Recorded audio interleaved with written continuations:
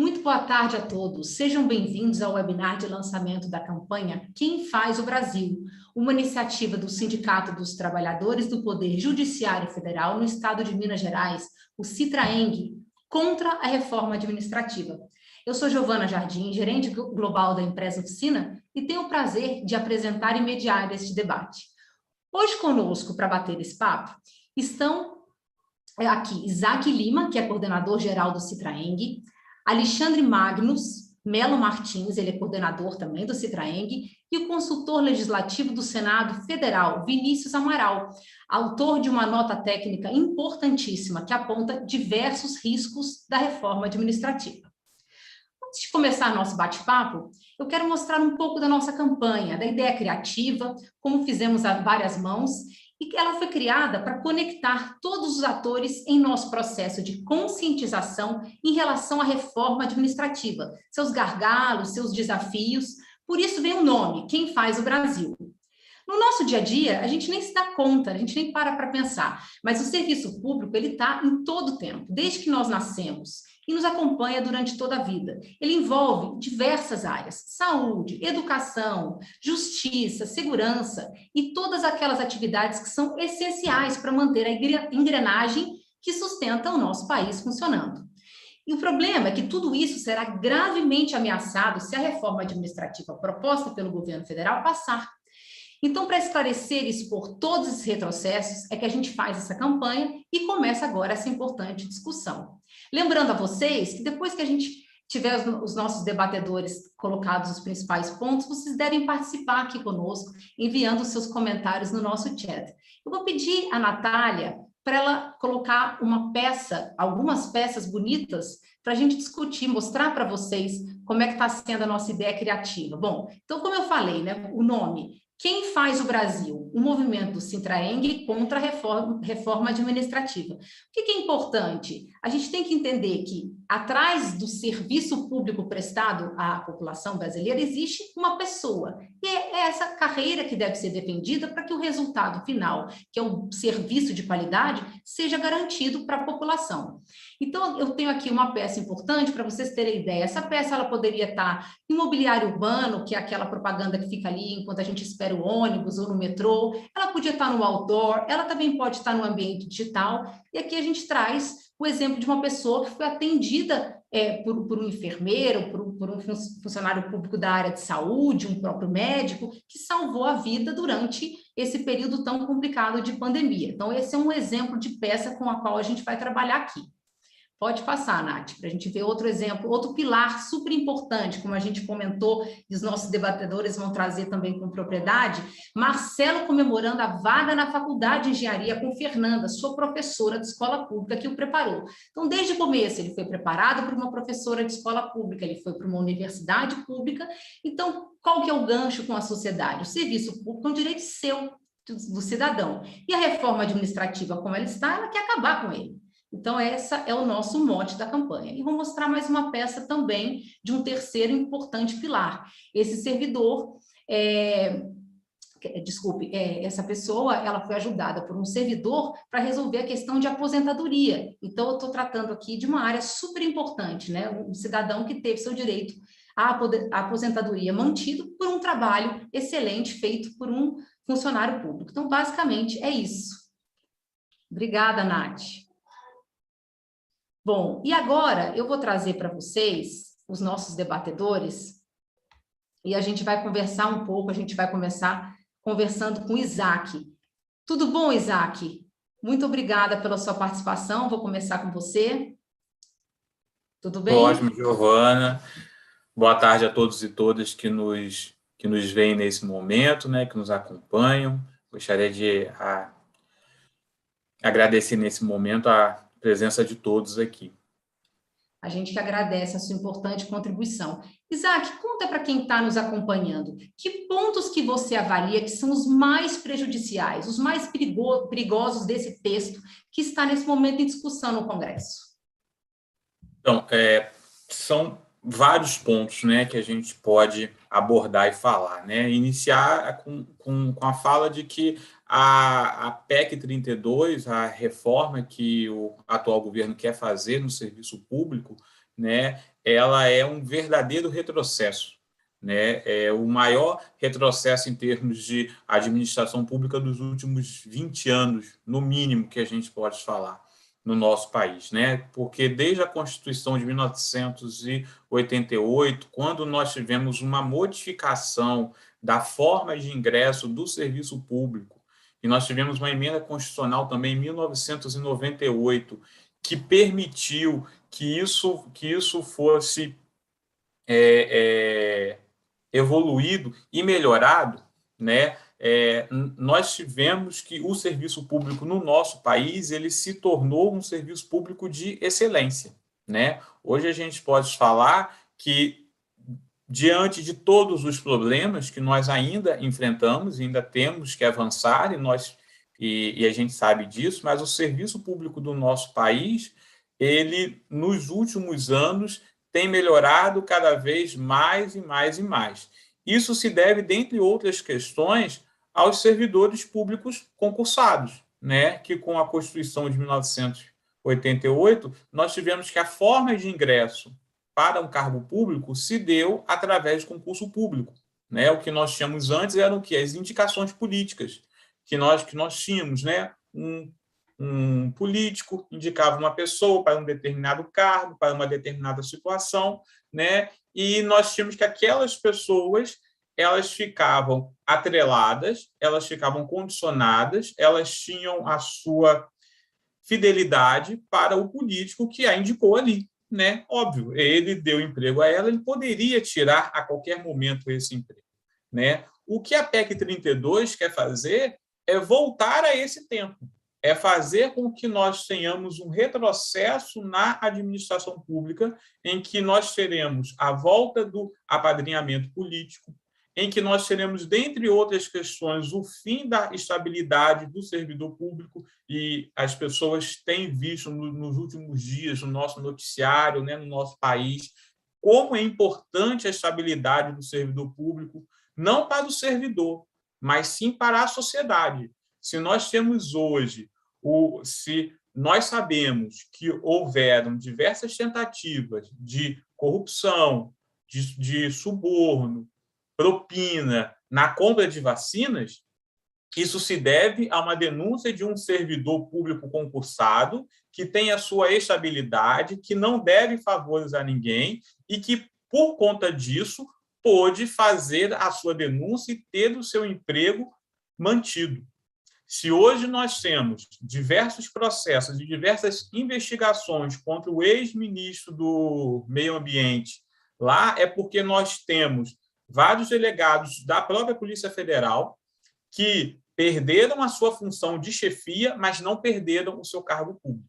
Então, a estabilidade, que é uma questão de suma importância para o serviço público, ela serve para proteger a sociedade, ela serve para que os servidores públicos possam chegar e falar assim, olha, a partir daqui não, isso daqui nós não aceitamos, isso aqui não pode ser feito, isso vai contra a lei e nós vamos te denunciar, nós vamos seguir a lei.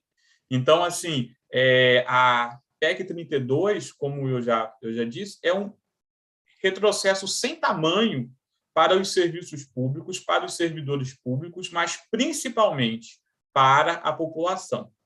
Uma outra questão muito importante que a gente deve falar é que, muitas das vezes, os atuais servidores que já estão na ativa, ou até mesmo os aposentados, acham que a PEC 32 não vai atingir a eles.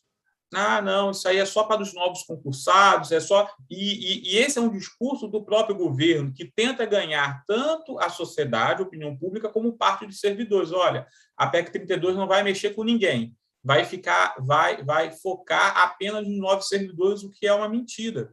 Só para a gente citar um exemplo, com a PEC 32, nós teremos a possibilidade de mudança do regime previdenciário dos servidores públicos. Então, aqueles cargos que, por exemplo, não forem considerados como cargos típicos de Estado, o gestor ele pode, através de uma lei, através de uma modificação, modificar o regime previdenciário próprio para o RGPS. Então, por exemplo, você, servidor, aposentado ou que pensa em se aposentar e que adquiriu lá atrás aquele direito à integralidade e paridade. Isso pode acabar. Isso pode acontecer que você não mais se aposentará com esse direito, um direito que você já tem por ter entrado no serviço público há mais tempo. Então, são diversos alertas que a gente quer passar, não só para a sociedade, né, que é um dos nossos objetivos aqui com essa live, né, mas também para os servidores públicos, para que eles se engajem na luta contra a reforma, para que eles leiam o texto da reforma, para que eles possam ver, olha, isso aqui também vai me atingir, para que junto com o nosso sindicato, com diversas outras entidades, né, para que nós possamos barrar realmente essa reforma, para que os direitos da população possam ser garantidos, possam ser mantidos, para que os direitos dos servidores públicos também possam ser garantidos e mantidos, para que nós possamos sim ter uma reforma, mas uma reforma que verdadeiramente melhore o serviço público, para uma reforma que verdadeiramente traga benefícios para a população. Nós não somos contra a reforma por ser apenas contra a reforma. Ah, vocês são sempre contra. Não, nós somos contra essa reforma que retira direitos da população, que retira serviços da população, que precariza o serviço público, que precariza a administração pública, que a transforma em um grande balcão de negócios e que não traz nada de bom para a população. Então, é com esse objetivo que nós estamos aqui, lançando essa campanha, né, para que a população possa saber no que ela será atingida e para que os servidores públicos também possam se conscientizar e saber que, se nós não lutarmos contra essa reforma, ela vai passar e nós seremos duramente penalizados. Obrigada, Isaac, pelos esclarecimentos. São dois importantes pilares, né? Ela prejudica as carreiras, mas, sobretudo, ela traz muitos malefícios à população. Obrigada mesmo pela sua fala. Agora, temos uma questão seríssima, que é o risco de aumento de corrupção com o afrouxamento da regra para ocupação de cargos de confiança. Entendemos que uma possibilidade que certamente aterroriza os brasileiros, sobre a qual eu gostaria de conversar com Vinícius Amaral. Boa tarde, Vinícius. Obrigada por sua presença aqui conosco hoje. Boa tarde, Giovana. Boa tarde, nosso público que nos assiste. Um prazer estar aqui com vocês. O seu estudo, ele traz algumas revelações muito preocupantes, ele repercutiu bastante. Eu queria saber, ele diz que serão 1 milhão de cargos de livre nomeação se a reforma administrativa for aprovada. É isso mesmo, Vinícius? Comente com a gente sobre. É isso, Giovana. E veja só, esse número estrondoso é apenas um dos vários problemas que essa PEC trará. Até eu elaborei uma pequena apresentação, se puder passar aqui, a gente pode daí tratar desse tema e de outros em um pouco mais de detalhe. Obrigado. Essa nota que você se referiu, ela é uma nota que trata de forma mais ampla sobre os impactos fiscais trazidos pela PEC, né? E a primeira questão, até resgatando um ponto que o Isaac comentou, é o seguinte: dá para chamar essa PEC de reforma administrativa? Eu entendo que não. Eu entendo que chamar essa PEC de reforma administrativa é quase dar um elogio a ela. Porque quando nós pensamos em reforma, é algo intuitivo, vem do próprio significado do dicionário. Reformar é melhorar algo, dar uma forma melhor. Quando nós vamos reformar a nossa casa, nós pensamos em melhorar a nossa casa, né? Nós não pensamos em destruir os alicerces dessa casa, destruir as paredes, tirar fora o telhado. Isso não é uma reforma, né? É tirar fora o telhado e não deixar nada no lugar, né? Pois a PEC tem muito mais esse caráter de destruição do que de reforma. Inclusive, eu a classifico como uma contra-reforma administrativa. Por quê? Porque ela, essencialmente, ela desmonta o modelo de serviço público profissional que foi concebido lá na Constituição de 88, esse serviço público impessoal, meritocrático, com a base do concurso público. Décadas de esforços de diversos governos são dilapidados, é um retrocesso grande em relação a tudo que foi feito, inclusive ela desfaz trabalhos feitos por reformas administrativas anteriores, como a reforma de 98. Né? Eu e a professora Hélida Grazians, que escrevemos já em outubro do ano passado, esse texto no Jornal Valor Econômico, onde nós já pontuávamos essa questão, antecipando o que depois veio em maior detalhe nessa nota que você se referiu.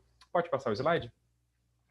Então, quanto à questão de impactos fiscais, por que esse ponto é um ponto interessante? Porque é justamente onde o governo amparou muito a sua argumentação. Por que precisamos de uma reforma? Precisamos de uma reforma porque o gasto público está muito elevado, precisamos cortar as despesas de alguma maneira. Esta reforma, entre aspas, ela vem fazer este papel, ela vem reduzir gastos para permitir, inclusive, que outras áreas do serviço público ou outros tipos de despesas possam ser melhor atendidos, despesas com investimentos públicos, enfim, diversos outros tipos de despesas. Ou mesmo que haja espaço para redução do déficit fiscal ou redução da carga tributária. Enfim, a ideia é que ela traria uma economia.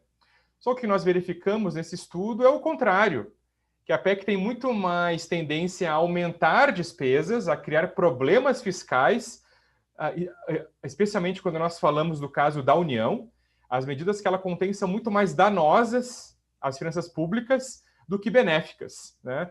Então, é uma certa forma, né, desmonta essa argumentação que sempre foi a base que o governo e os seus apoiadores usaram para levar adiante esta PEC. Pode passar?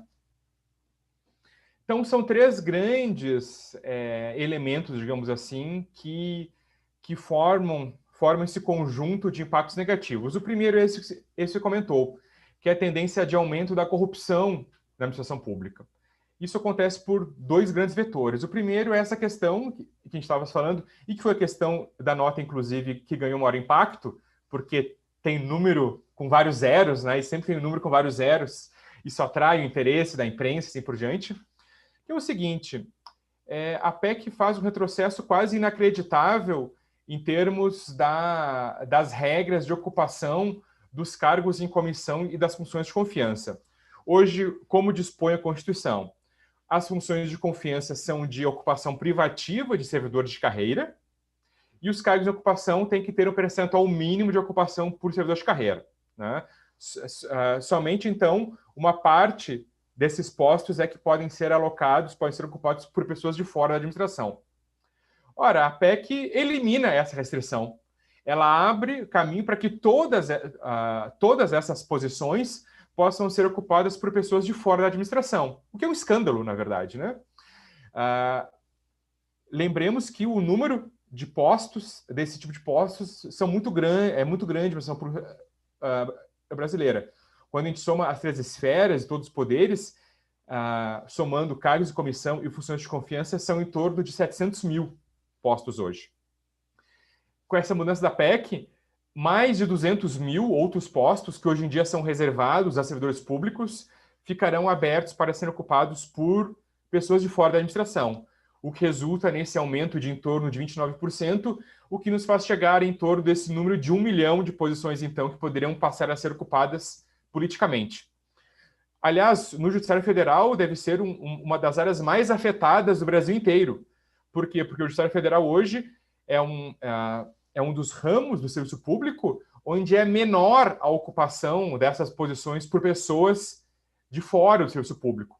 Mais de 90%, para ser mais preciso, em torno de 99% dessas posições hoje no Judiciário da União, somando todos os ramos do Judiciário da União, em torno de 99% dessas posições de cargos de comissão e funções de confiança são ocupadas por servidores de carreira.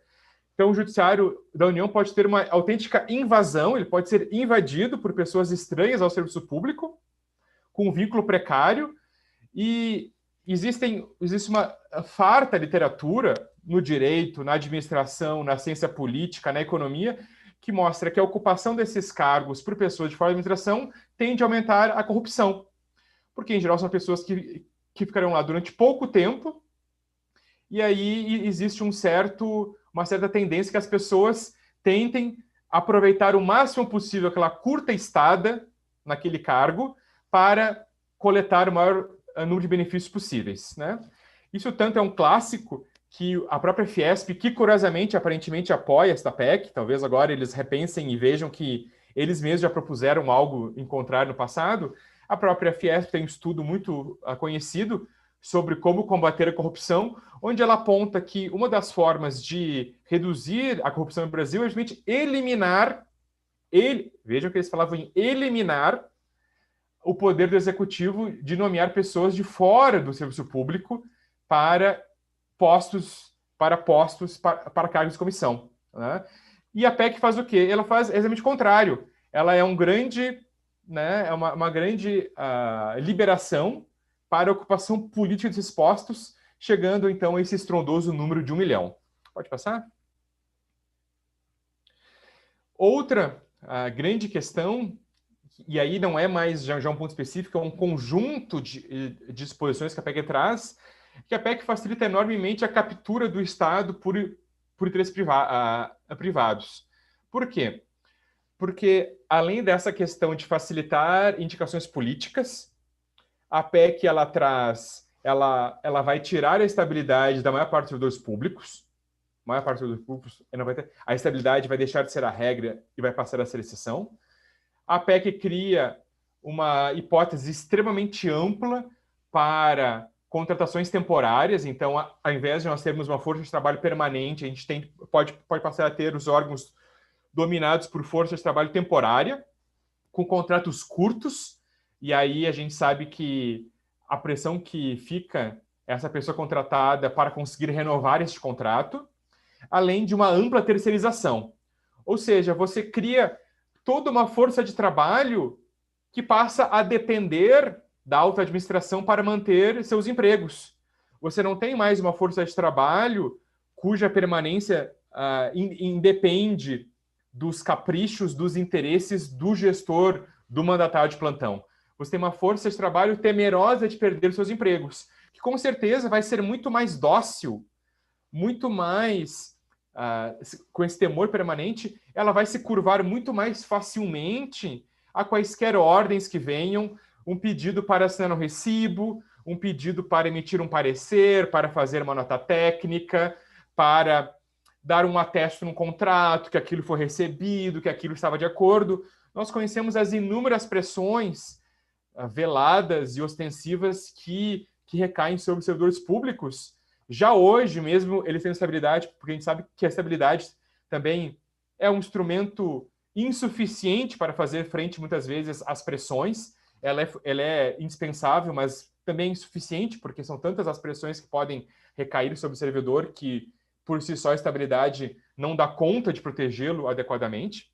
Imagine, então, quando a força de trabalho depende da concordância, do atendimento dos interesses dos superiores para manter seus empregos. É uma força de trabalho domesticada e a serviço de quem está de plantão. Ela deixa de servir as leis, a Constituição, o cidadão, e passa a servir apenas aquele que está mandando no momento no poder. Pode passar? Então, aí nós temos uma infindável lista. Aqui é uma lista meramente exemplificativa. Essa lista é infindável, porque os exemplos são infindáveis de como que esse tipo de domínio sobre a força de trabalho pode ser usado para a satisfação de interesses privados com prejuízos gigantescos aos cofres públicos. Né? Por exemplo, fraudes contábeis e maquiagens diversas nas contas públicas, muito facilitadas. Você aparelha, você coloca você coloca a pessoa sob o seu mando para cuidar das finanças públicas. As pessoas vão fazer nos registros financeiros aquilo que você disser para elas fazerem. A negociação da dívida pública, por exemplo, um processo que envolve trilhões de reais. Trilhões de reais. A dívida pública federal circula hoje em torno de 6 trilhões de reais, dos quais em torno de 25% são rolados a cada ano. Qualquer manipulação nas taxas de juros, por exemplo, desses títulos, é capaz de gerar prejuízos anuais da ordem de dezenas de bilhões de reais. Então, você, por exemplo, coloca indicados políticos seus ou pessoas que estão sob seu domínio para fazer essa negociação em conluio com o mercado financeiro, por exemplo, que é quem compra esses títulos. É trivial, ninguém vai perceber ali uma diferença de 0,5 percentual, de 1% nessa taxa de juros como resultado de um leilão desse tipo, isso passa desapercebido, totalmente desapercebido, e gera prejuízos gigantescos aos cofres públicos. Intervenção nos órgãos de arrecadação. Um governo que tenha, por exemplo, determinados setores do empresariado como seus aliados políticos pode intervir nos órgãos de arrecadação usando todos esses instrumentos de terceirização, contratação temporária, servidores sem estabilidade, indicados políticos para dominar a arrecadação e impedir que certas áreas sejam fiscalizadas, faz vista grossa, edita regulamentações que favorecem certos setores. Isso tudo, mais uma vez, prejuízos de centenas de bilhões de reais. E, por exemplo, falando em termos jurídicos, você pode ter uma captura dos órgãos jurídicos que tratam de litígios, tanto no executivo quanto no próprio judiciário, órgãos capturados, afastando os servidores concursados que trabalham nisso, colocando pessoas, né, a mando de quem está no poder, para fazer, então, negociações, pode fazer um acerto com uma das partes, para perder muito simples, perde um prazo, a causa já é perdida, gera um prejuízo aí de algumas centenas de bilhões de reais para o erário pagar, às custas de toda a sociedade. Né? Pode passar. Por final, os professores da PEC gostam muito de falar de eficiência, que ela vai trazer mais eficiência. Mas o que nos parece é que ela vai trazer maior ineficiência para os órgãos públicos. Por quê? Porque toda essa possibilidade de interferência política, ela faz com que a força de trabalho do órgão, ao invés de ser uma força de trabalho permanente, que está sempre sendo atualizada, que está em constante aprendizado, um órgão que aprende continuamente, que tem processos definidos, você transforma o órgão em um amontoado de pessoas que estão ali por tempo, né, apenas em tempo provisório, com elevada rotatividade. Nós sabemos que órgãos, nessa situação, eles não conseguem aprender, eles não retêm conhecimento, porque as pessoas estão sempre mudando, eles não conseguem estabelecer processos corretamente, porque a própria memória da organização se perde, então a organização não sabe como resolveu, ela está sempre apagando incêndios e ninguém sabe direito, porque ninguém tem o histórico daquela organização, então ela não evolui, ela não avança. Você, na verdade, aí órgãos que podem, inclusive, se partidarizar, você coloca os seus afiliados políticos dentro do órgão, transforma eles em mais um aparelho partidário, ideológico. A cada eleição troca todas as pessoas, chegou nova eleição, ninguém sabe de nada, as políticas públicas param, as políticas públicas não têm continuidade, tudo está o tempo todo zerando o jogo. Que Estado é esse? Esse é um Estado que, com certeza, não consegue atender a sociedade. É um Estado que não consegue dar resposta alguma, porque ele nunca tem uma força de trabalho qualificada, ele nunca tem uma força de trabalho permanente. É uma força de trabalho que está ali sempre aprendendo com aquelas situações que o órgão vive. Então, esse órgão acaba vivendo o quê? Vivendo para atender às demandas dos seus mandatários de plantão. Então, você vai ter que ter mais pessoas para fazer esse trabalho, ou simplesmente o órgão vai entrar em pane, e outras áreas da sociedade vão ter que, muitas vezes, assumir esse trabalho. Nós vemos isso, por exemplo, pelo fato de, há mais de um ano, quem divulga os dados de casos e óbitos da Covid não é o Ministério da Saúde, é um consórcio de órgãos de imprensa. O que é isso? Isso já é um efeito da dominação política em cima dos órgãos. O Ministério da Saúde é um órgão, aliás, muito frágil nesse sentido, porque ele não tem uma força de trabalho permanente muito grande. Grande parte do força de trabalho dele é volátil, não é força permanente. E você consegue o quê? Você consegue simplesmente aparelhar aquele órgão e você consegue inviabilizar que o órgão faça uma das suas funções mais básicas, que é a consolidação e divulgação de dados sobre um evento de saúde pública crítico como a Covid. Pode passar? Então, esses casos e outros detalhamentos estão nessa nota técnica. Fica aqui o link para quem tiver mais interesse. E agradeço mais uma vez e fico à disposição para as questões. Eu te agradeço, Vinícius. Parabéns pelo estudo. Você aprofundou bastante. Isso é fundamental para os funcionários públicos e, sobretudo, para a sociedade. Você abordou temas, detalhes que são realmente muito relevantes e possivelmente desconhecidos, não é mesmo?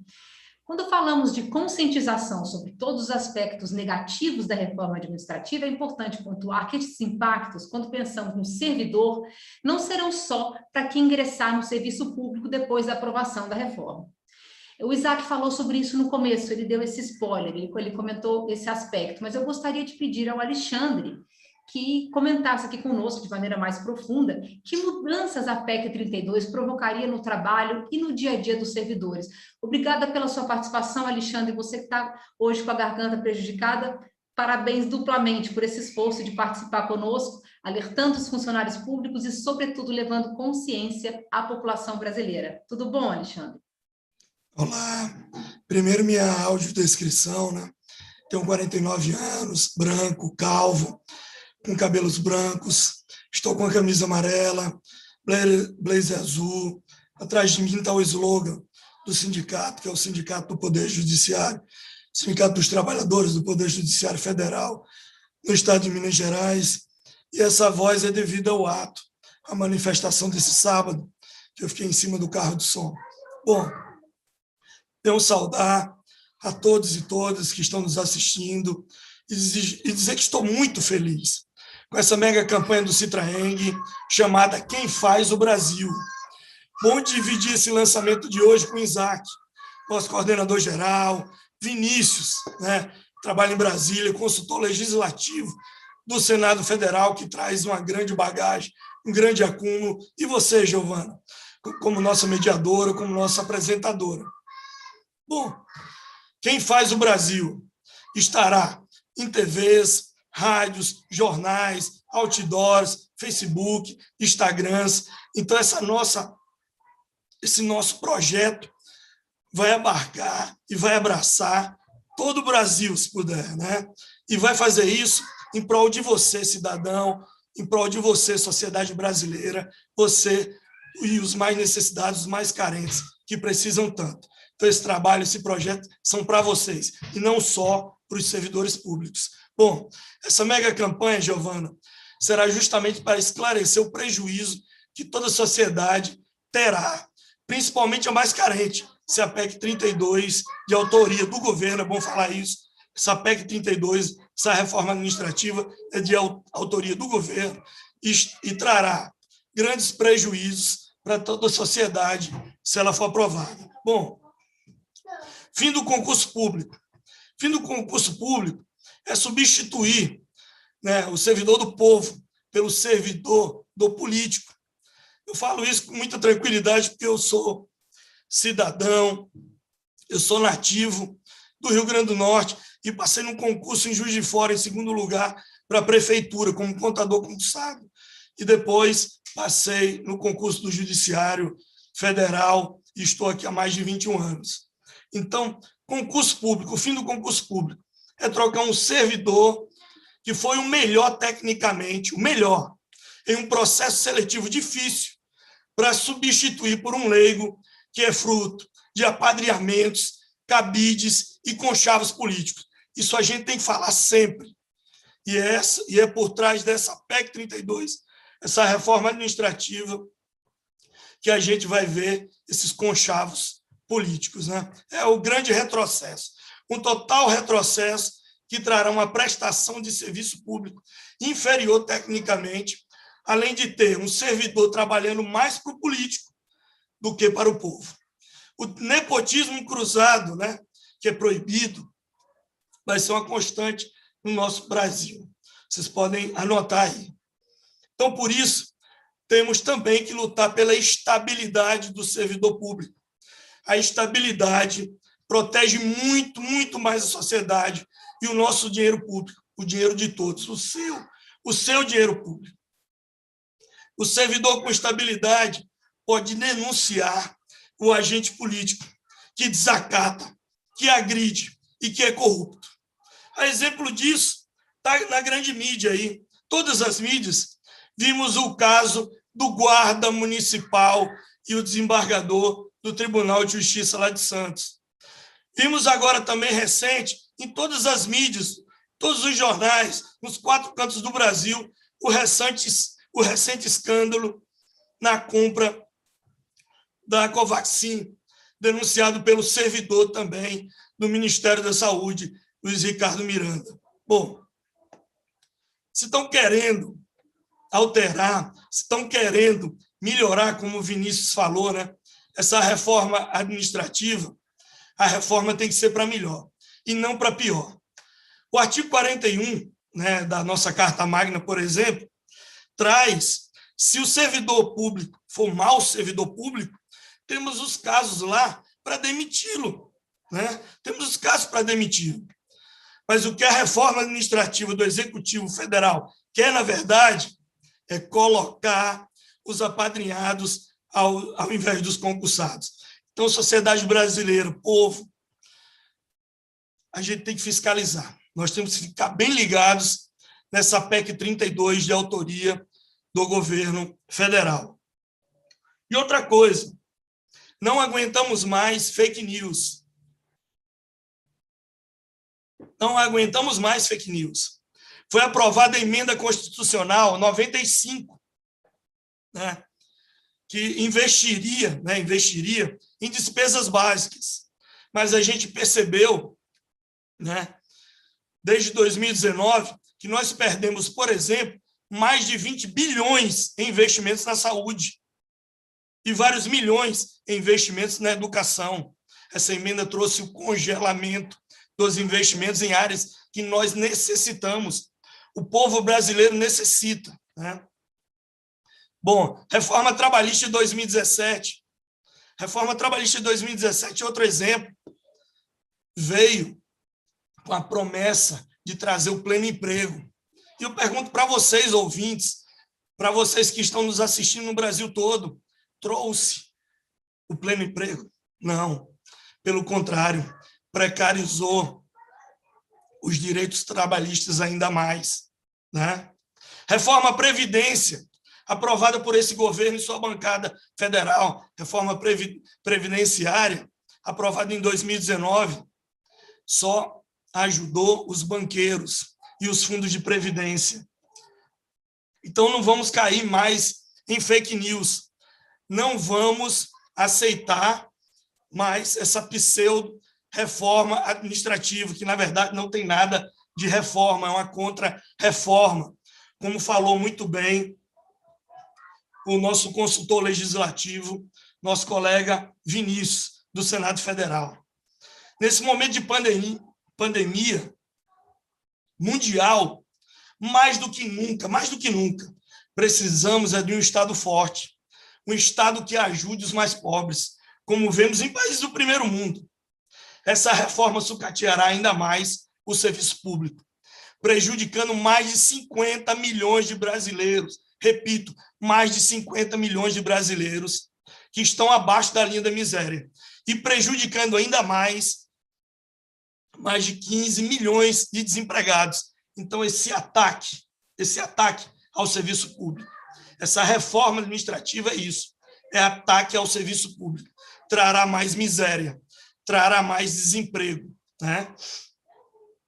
E pergunto, para a reflexão de vocês, para dialogar com vocês, sociedade brasileira, para dialogar com vocês, servidores públicos, você, microempreendedor, pergunto com todas as letras, vocês que estão nos assistindo, que estão nos ouvindo.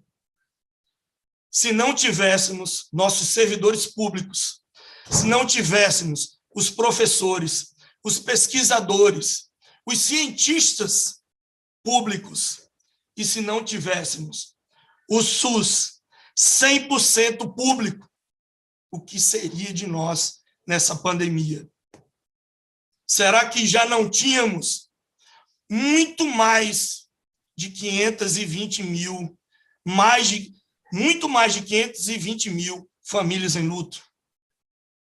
Então, eu conclamo toda a sociedade civil, todos os brasileiros, e você, principalmente você, mandatário, representante do povo, você, deputado federal, você, senador, você que está com essa PEC 32 tramitando no Congresso Nacional.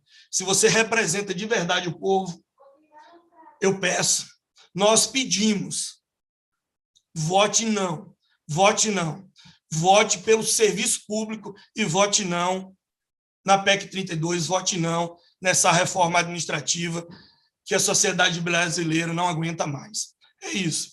Queria terminar minha fala com essa reflexão, com esse questionamento, com essa pergunta para todos vocês.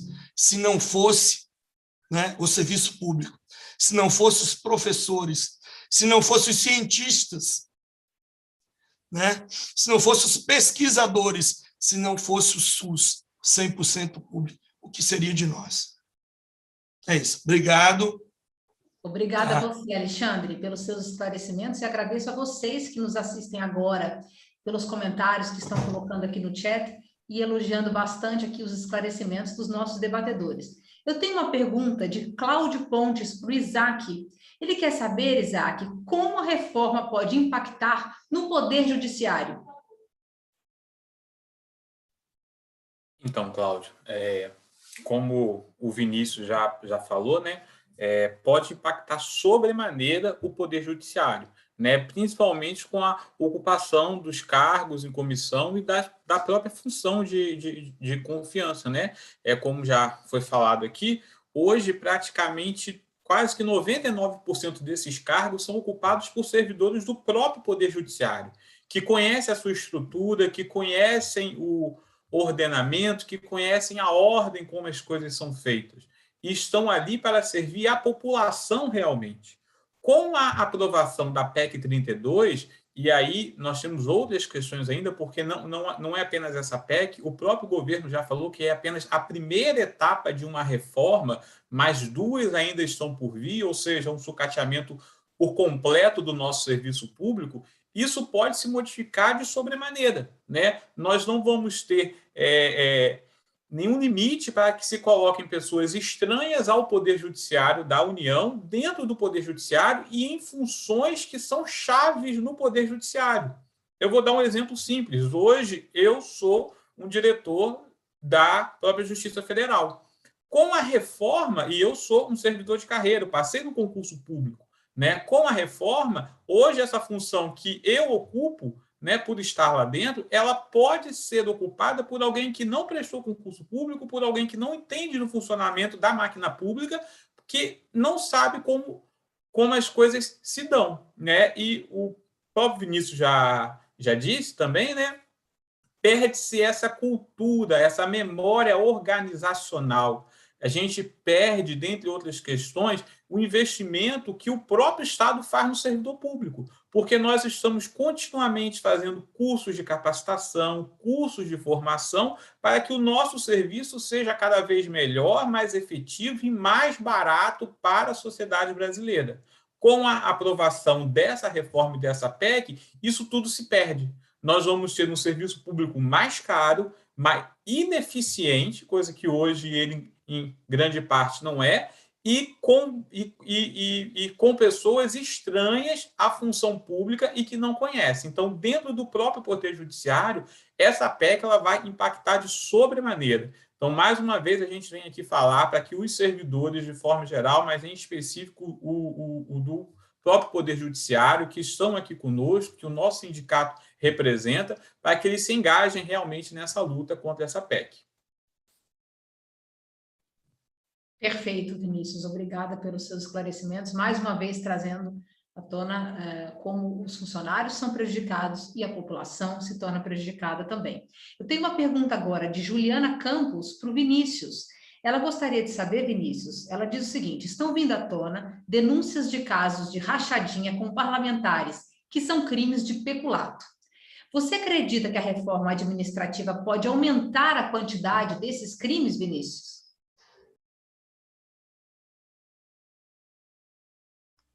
Não há a menor dúvida, Giovana, não há a menor dúvida que esse tipo de prática ele tem toda a possibilidade de ser expandida com a aprovação dessa PEC.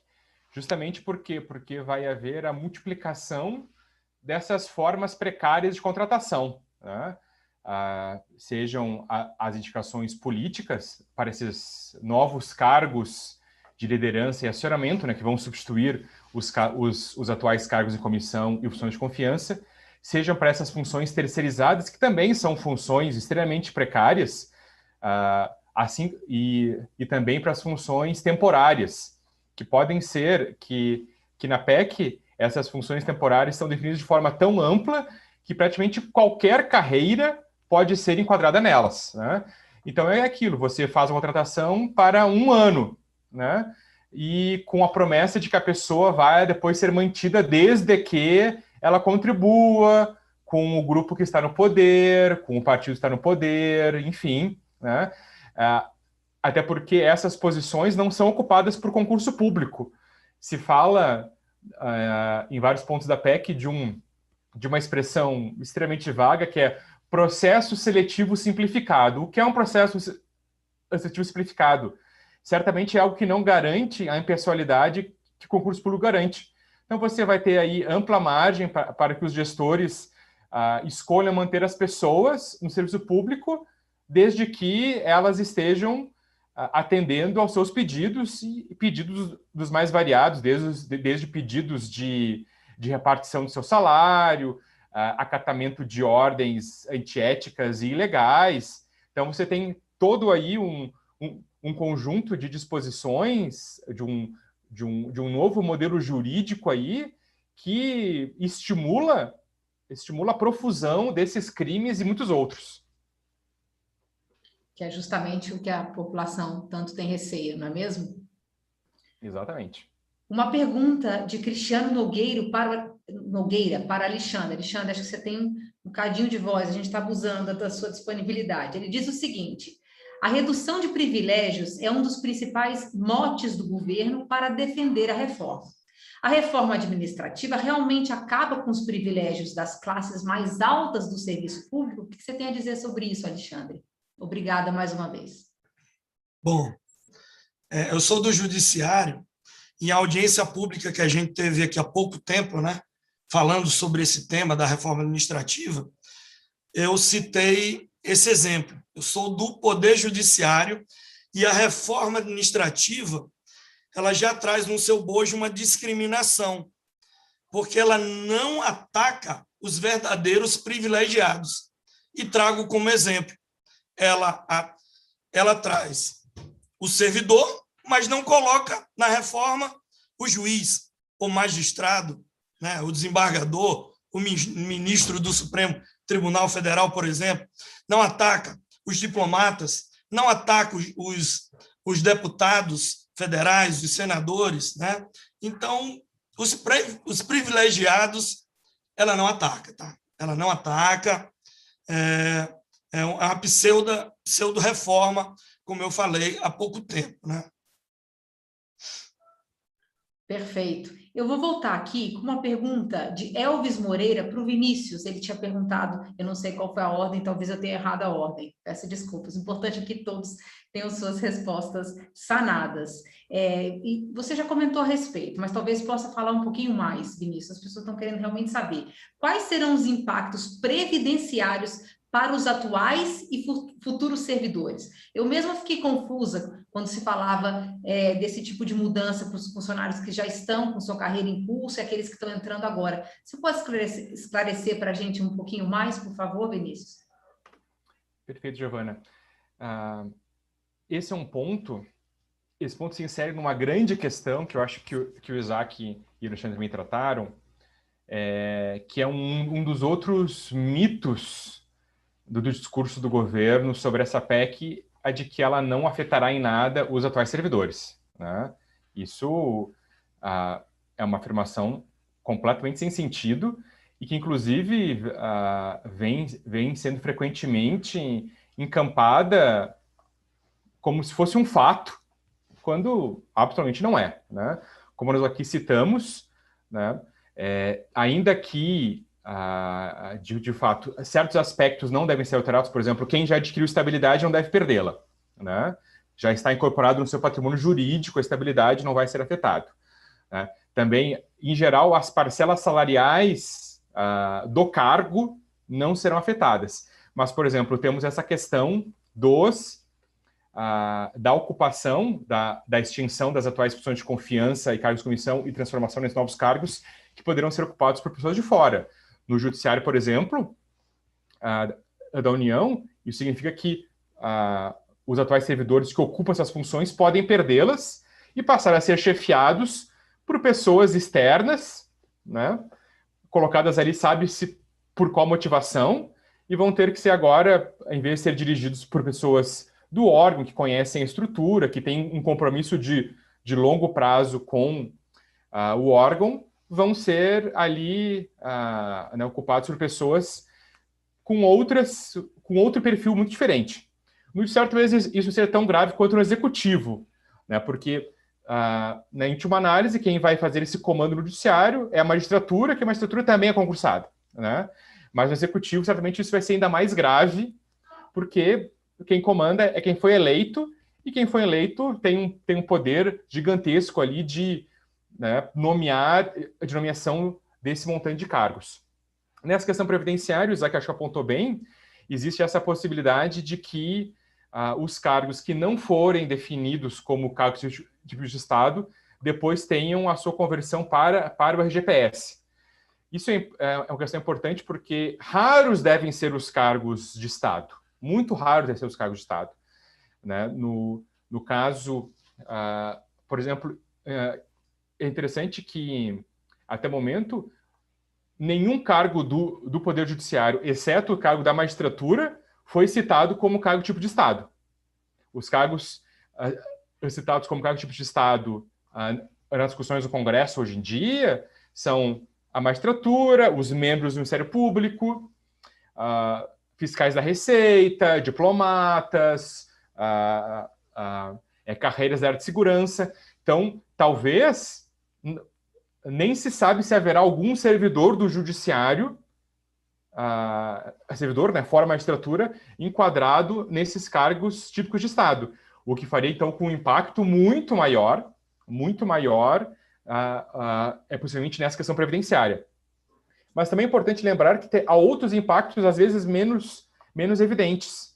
Por exemplo, com essa ampla possibilidade de terceirização e de contratação de temporários, o que acontece? Os órgãos poderão, ao invés de abrir concurso público, eles vão abrir esses processos seletivos simplificados para cargos terceirizados e cargos temporários. Com isso, ao longo do tempo, a participação dos servidores concursados na força de trabalho pode ir sendo reduzida, o que, inclusive, vai reduzir o próprio poder de barganha. Isso, inclusive, é um ponto que a gente apontou na nota. Isso tende a reduzir o próprio poder de barganha dos atuais servidores. Né? Por quê? Porque os servidores estão insatisfeitos com suas condições, né?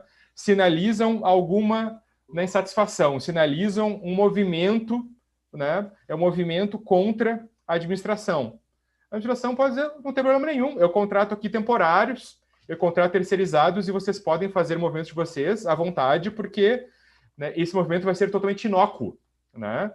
Então, os atuais servidores são afetados em inúmeras maneiras. Não é porque a parcela X, Y e Z que hoje em dia é recebida, e, na verdade, no âmbito federal, essas parcelas nem são mais recebidas. Inclusive, é outro mito dessa PEC, né? Essa parte de parcelas salariais hoje em dia pagas, isso pode ter algum efeito para estados e municípios, mas no âmbito da União, há mais de 20 anos, essas parcelas estão extintas já. É mais um dos mitos que circula em torno dessa PEC. Né? Então, nem existe esse impacto salarial possível diretamente na remuneração do cargo, mas existem esses impactos dinâmicos da mudança da composição. Então, os servidores atuais perdem poder de barganha. Isso, obviamente, tende a que os servidores atuais também tenham as suas remunerações comprimidas ao longo do tempo. Perfeito. Uma questão, Giovana? Pois Me não. desculpa, só esse ponto que eu gostaria de falar, porque é o seguinte, a PEC 32, ela praticamente extingue os cargos, porque ela é muito vaga, e aí ela fala assim, os novos cargos, os novos servidores, novas funções. Então, isso quer dizer que todos os cargos que serão, que passarão a existir após a PEC, serão novos cargos. Então, a gente tem que, no próprio regime previdenciário, os atuais servidores, eles vão continuar contribuindo para o seu regime, mas nós não vamos ter mais pessoas entrando e contribuindo também para esse regime. A tendência é que isso, no médio prazo, esse regime se torne o quê? Deficitário. E ele sendo deficitário, o que o Estado vai fazer? Aumentar a alíquota de contribuição em cima dos servidores públicos, aposentados e pensionistas. Tem uma pergunta aqui no chat que eu estava olhando que perguntou assim: os aposentados eles também serão afetados? Podem ser, sim. Por conta dessas mudanças que nós vamos ter na PEC, os aposentados podem, e isso a gente já deve lembrar, que como servidores públicos nós continuamos pagando a previdência após a aposentadoria, e essas alíquotas podem aumentar para que esse regime, que passará a ser deficitário por conta dessas alterações, possa ser mantido. Então, você, aposentado, você também não está livre dos efeitos dessa PEC. Era só essa questão, desculpa te interromper. Não, imagina, esse esclarecimento ele é fundamental e tem que ser bem debatido mesmo. A gente poderia e deveria ficar horas aqui conversando, porque parece que tem muitos temas que são desconhecidos ou pouco aprofundados. Eu tenho aqui a última pergunta, porque infelizmente a gente está a minutos do fim. Essa pergunta, ela é para o Vinícius, ela é de Davi Landau, Vinícius. Ele gostaria de saber o seguinte: a previsão de convênios com a iniciativa privada, é possível que coloquem uma empresa para gerir a secretaria de uma vara? Esse tipo de coisa pode acontecer?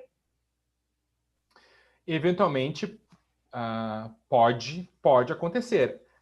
E talvez isso seja, o caso da vara seja menos provável, né? Mas na parte administrativa, eu diria que isso é bem mais provável. Na proposta da PEC, a única limitação praticamente para esses instrumentos de cooperação com o setor privado será quando as atividades exercidas sejam aquelas de cargos típicos de Estado. Veja que muito da definição está em volta disso, né? Como a gente está falando, não se sabe se o judiciário terá algum cargo tipo de Estado fora a magistratura em si, né? Então, isso permitiria, eventualmente, que parte disso fosse absorvido. E, assim, por exemplo, nós temos câmaras privadas de arbitragem. Isso poderia ser repassado, né? Por exemplo, né? um Você serviço... tem 20 segundos para terminar, Vinícius, claro, me perdoa. claro. E pela questão da própria plataforma. Um serviço de arbitragem desse poderia ser assumido, então existe sim essa possibilidade. Tá ótimo. Bom, agradeço a todos os debatedores, espero que você melhore logo, Alexandre. Muito obrigada, Isaac, obrigada, Vinícius, e principalmente a todos aqueles que nos assistiram. Esse debate completo ele vai ficar disponível aqui no canal do YouTube do Citraeng. Nos acompanhe também nas redes sociais, @Citraeng, Instagram, Twitter e Facebook. Eu agradeço a todos, desejo uma excelente semana e até a próxima. Obrigado. Obrigado. Até a próxima. Obrigado.